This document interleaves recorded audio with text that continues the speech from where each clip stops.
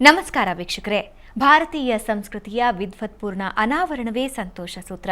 ಭಾರತದ ಸಂಸ್ಕೃತಿ, ಸಂಪ್ರದಾಯ, ಆಚಾರ, ವಿಚಾರಗಳ ಬಗ್ಗೆ ಪರಿಚಯ ಮಾಡುವಂತಹ ಸಣ್ಣ ಪ್ರಯತ್ನ ನಮ್ಮದು. ಮತ್ತೊಮ್ಮೆ ಕಾರ್ಯಕ್ರಮಕ್ಕೆ ಸ್ವಾಗತ.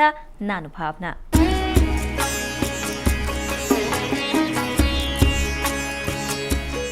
ನಮ್ಮ ಜೊತೆ ಮಾತಾಡೋದಕ್ಕೆ ವಿದ್ಯಾವಾಚಸ್ಪತಿ ಡಾಕ್ಟರ್ ಸಂತೋಷ್ ಗುರುಜಿ ಇದ್ದಾರೆ. ಗುರುಜಿ, ಕಾರ್ಯಕ್ರಮಕ್ಕೆ ಸ್ವಾಗತ. ನಮಸ್ತೆ ಗುರುಜಿ, ಈಗಾಗಲೇ ಕಳೆದ ವಾರ ಶನಿ ಪ್ರವೇಶದ ಬಗ್ಗೆ ತಿಳಿಸ್ಕೊಟ್ಟಿದ್ರಿ. ಅಂದರೆ ಯಾವ ರಾಶಿಗಳ ಮೇಲೆ ಯಾವೆಲ್ಲ ರೀತಿಯ ಪರಿಣಾಮ ಆಗತ್ತೆ ಅಂತ.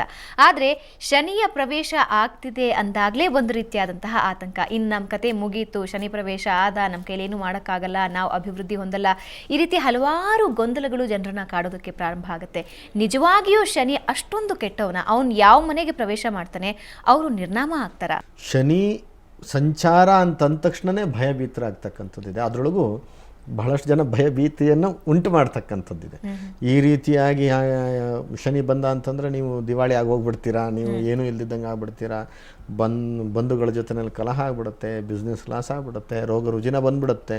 ಹೀಗೆ ನೋಡಿ ನೋಡಿ ಶನಿ ಅಂತ ಶಬ್ದ ಕಿವಿ ಮೇಲೆ ಬಿದ್ದರೆ ಭಯ ಹುಟ್ಟುವಂಥ ಮಟ್ಟಕ್ಕೆ. ನಾವು ಯಾರಾದ್ರೂ ಬೈಬೇಕು ಅಥವಾ ಯಾರಾದ್ರೂ ಕಾಟ ಕೊಡ್ತಿದ್ದಾರೆ ಅಂದ್ರೂ ಕೂಡ ಅವರನ್ನ ಒಳ್ಳೆ ಶನಿ ತರ ಕಾಟ ಕೊಡ್ತೀಯಲ್ಲ ಅನ್ನೋ ಮಟ್ಟಿಗೆ, ಹೌದು, ಅನ್ನೋ ಮಟ್ಟಕ್ಕೆ ಬಂದ್ಬಿಟ್ಟಿದೆ.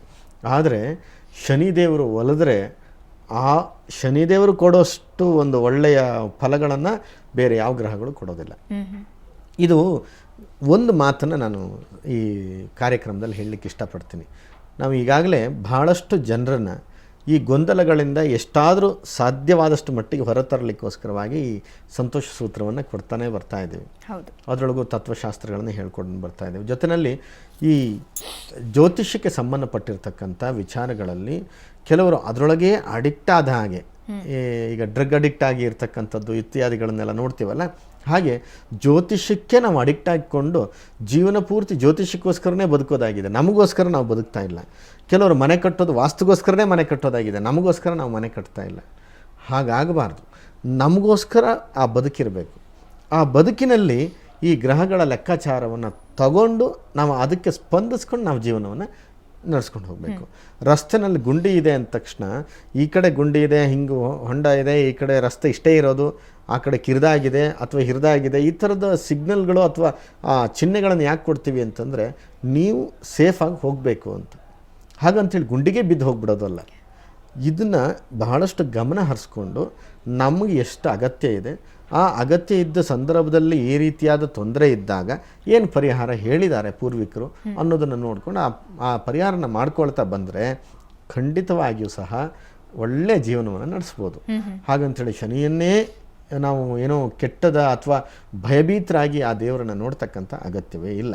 ಒಂದೊಂದು ಗ್ರಹಗಳಿಗೂ ಸಮೇತ ಆ ಗ್ರಹಗಳ ಪೀಡನೆಗೆ ಇಂತಿಂಥ ದೇವರನ್ನು ಆರಾಧಿಸಬೇಕು ಅಂತೇಳಿ ಈ ಶಾಸ್ತ್ರದಲ್ಲಿದೆ. ಆದರೆ ಈ ಸಂದರ್ಭದಲ್ಲಿ ಒಂದು ಪ್ರಶ್ನೆ ಉದ್ಭವ ಆಗುತ್ತೆ. ಅಂದರೆ ಸಾಮಾನ್ಯವಾಗಿ ನಾವು ನಮ್ಮ ಜೀವನದ ಅಭಿವೃದ್ಧಿಯನ್ನಾಗಲಿ ಅಥವಾ ಕಷ್ಟ ನಷ್ಟಗಳನ್ನಾಗಲಿ ನೋಡುವಾಗ ಯಾವಾಗಲೂ ಗ್ರಹಗಳ ಚಲನೆ ಬಗ್ಗೆ ಸಾಕಷ್ಟು ಗಮನ ಹರಿಸ್ತೀವಿ. ಅಂದರೆ ನಮ್ಮ ರಾಶಿಯಲ್ಲಿದೆಯಾ, ಯಾವ ರಾಶಿಯಲ್ಲಿದ್ದರೆ ನಮ್ಮ ರಾಶಿಗೆ ಪ್ರಭಾವ, ನಾವು ಸಂಪೂರ್ಣವಾಗಿ ಈ ಗ್ರಹಗಳ ಸುತ್ತಾನೆ ಸುತ್ತಾ ಇರ್ತೀವಿ. ಅಂದರೆ ಗ್ರಹಗಳೇ ನಮ್ಮನ್ನು ನಿಯಂತ್ರಣ ಮಾಡ್ತಾ ಇವೆ, ಗ್ರಹಗಳೇ ನಮ್ಮ ಮೇಲೆ ಪ್ರಭಾವ ಬೀರ್ತಾ ಇದೆ. ಅಂದರೆ ದೇವರ ಪಾತ್ರ ಏನಿದ್ರಲ್ಲಿ?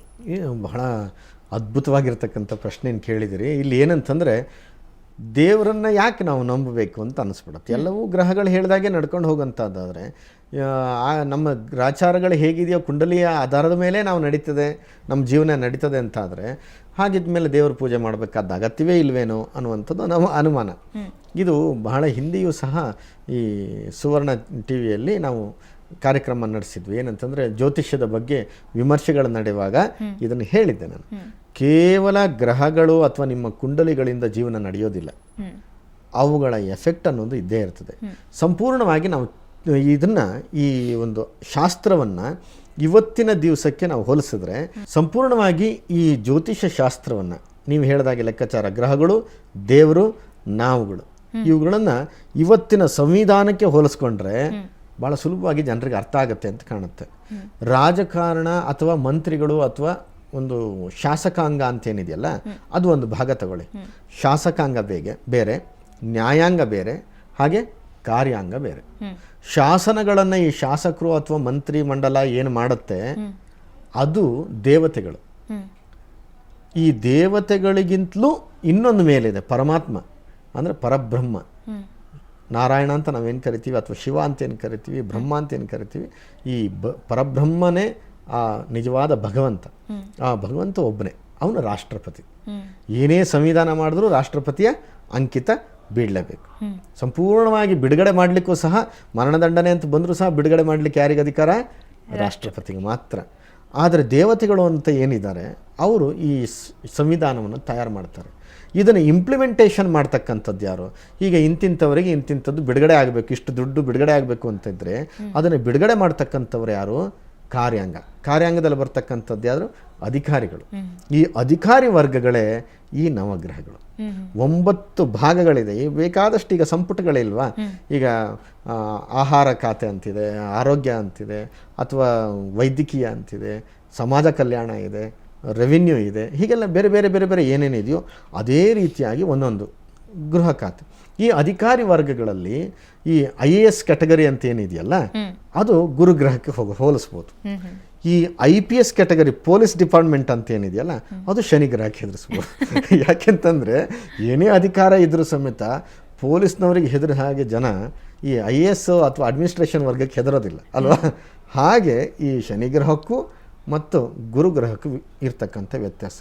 ಇಡೀ ನಾಡನ್ನು ಆಳ್ತಕ್ಕಂಥದ್ದು ಯಾವುದೋ ಒಂದು ಜಿಲ್ಲಾಧಿಕಾರಿ, ಮತ್ತೊಂದು ರಕ್ಷಣಾಧಿಕಾರಿಗಳು, ಅಂದರೆ ಆ ಭಾಗ ಖಾಕಿ, ಮತ್ತು ಇನ್ನೊಂದು ಅಡ್ಮಿನಿಸ್ಟ್ರೇಷನ್.